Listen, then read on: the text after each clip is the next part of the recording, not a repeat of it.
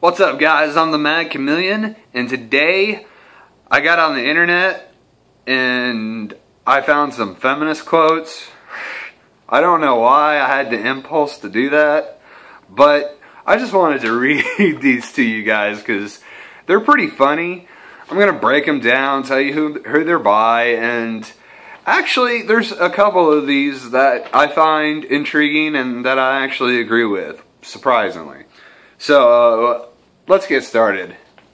The first one is by the crossover artist, which became a sensation, Miss Taylor Swift.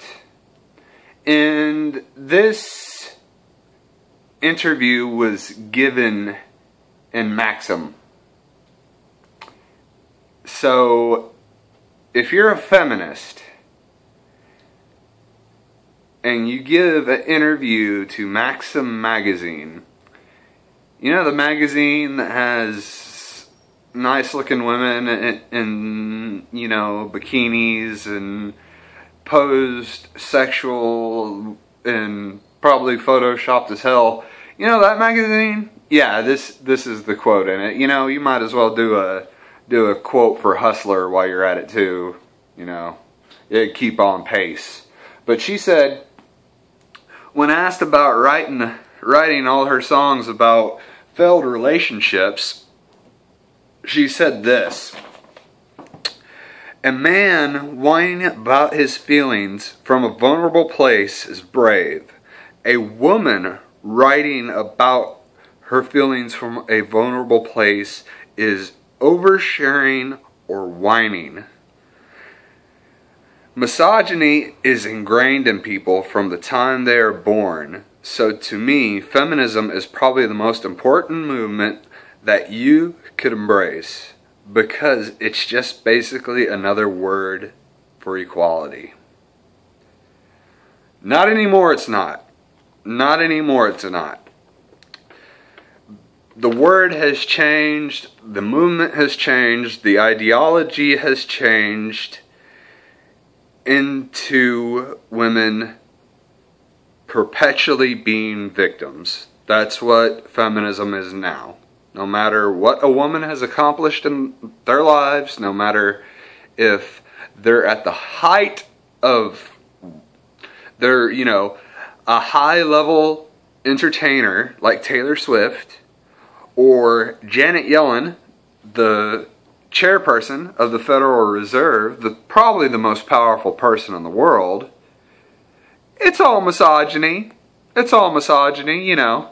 It doesn't matter. But let's dive down into her quote. You know, she talks about a guy, when a guy artist talks about his feelings, it's brave, and when she does it, she's whining. Well, Taylor, when you make a whole bunch of albums and a majority of the songs are about your failed relationships, and I'm not a Taylor Swift fan. I've never heard a goddamn Taylor Swift song fucking all the way through, because I like music like "I am the devil and I want to fuck your mother." That's the kind of music that I like. But I mean, from what I hear about Taylor Swift, and every time, you know, I turn on the dumbass box, the TV, and catch TMZ or whatever, it's always Taylor Swift is broken up with some dude and is with another dude or whatever.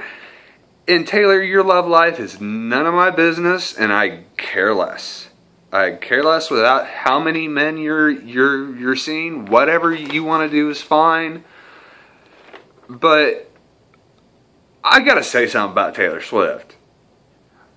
You know, when all these guys, when you're just with a string over and over and over and over, and they're leaving you, or whatever's happening, something's wrong. Something's wrong.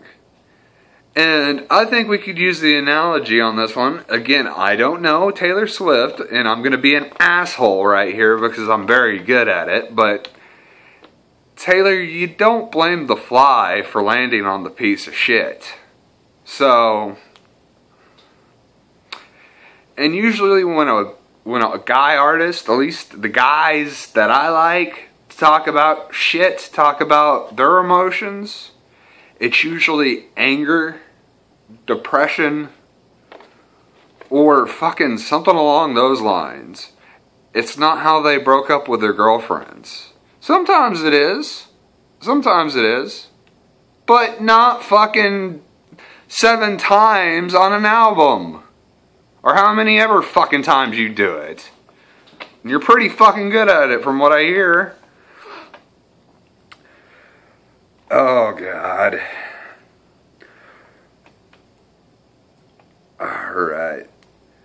So I'm going to tell you this one. I'm going to read this quote. And then I'll tell you who it's by, because this is funny. Why do we have to take a backseat to men? Let's face it. It's money. Money gives men power to run the show. It gives men the power to define value. They define what's sexy. And men define what feminism is. It is ridiculous. Well, Beyonce,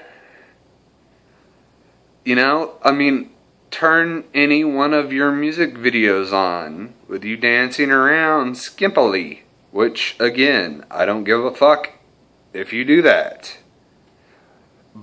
But if you made a video, if you took your cell phone, right, and went on a shoot for a music video, and you said, hey, I want to do this music video like this, where I'm just standing in front of a screen and I'm really singing and I really want to show my talent. And some guy fucking smoking a cigar says, no, you bitch. You're gonna fucking dress in a silver fucking lingerie and you're gonna fucking dance like a hooker. If you can get me that, I will change my mind completely. And this quote about money and how money rules the show, and men with the money. Yeah, men with the money rule the show. They also rule everybody. I mean, my boss has a lot of money. So, yeah, I'm fucking a slave to the patriarchy known as my boss. And he gets to treat me like a fucking asshole. Because that's how capitalism works, unfortunately. I mean, fucking, do you think all men have money? I had to dig around in my goddamn chair to get some change to buy some cigarettes today. And what the quote that I find, the fallacy of your quote that I find the most hilarious is I went to Forbes and looked how much your ass was worth, and you're worth $130 million. Combined with your husband, you're a power couple worth over $1 billion. So, really, money? Men have the money and that they rule the shows? Fuck. And yeah, the woman, or the chairperson of the Federal Reserve is a woman. She runs the money. Fuck.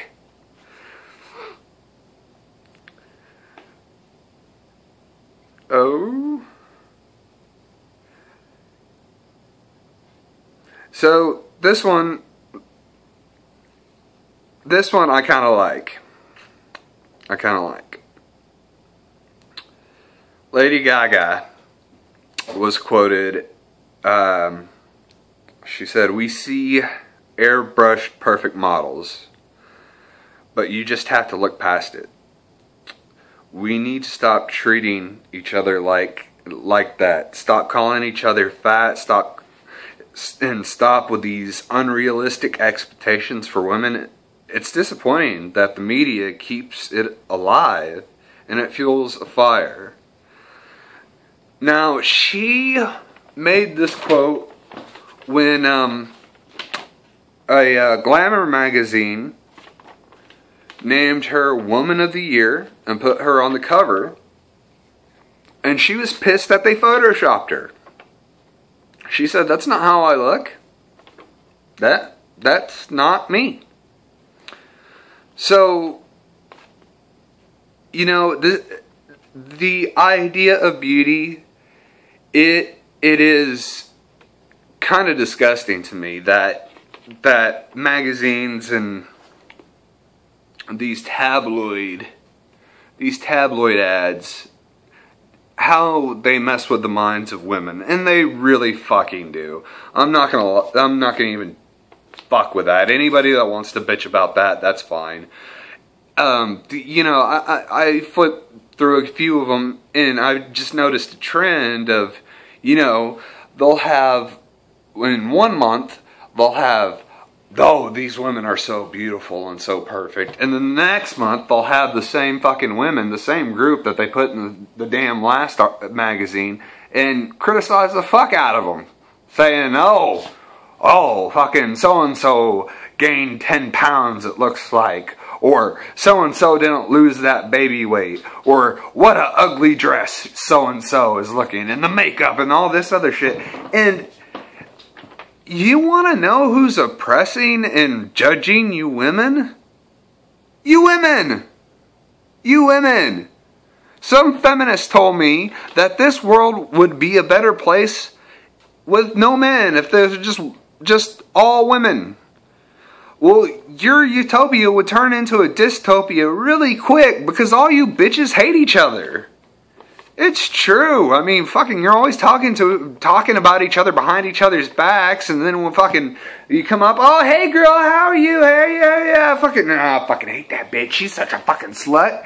You know, so don't blame motherfuckers like me and other YouTubers for misogyny when you women are just as guilty of it, or even more so, than most guys you would call fucking misogynists.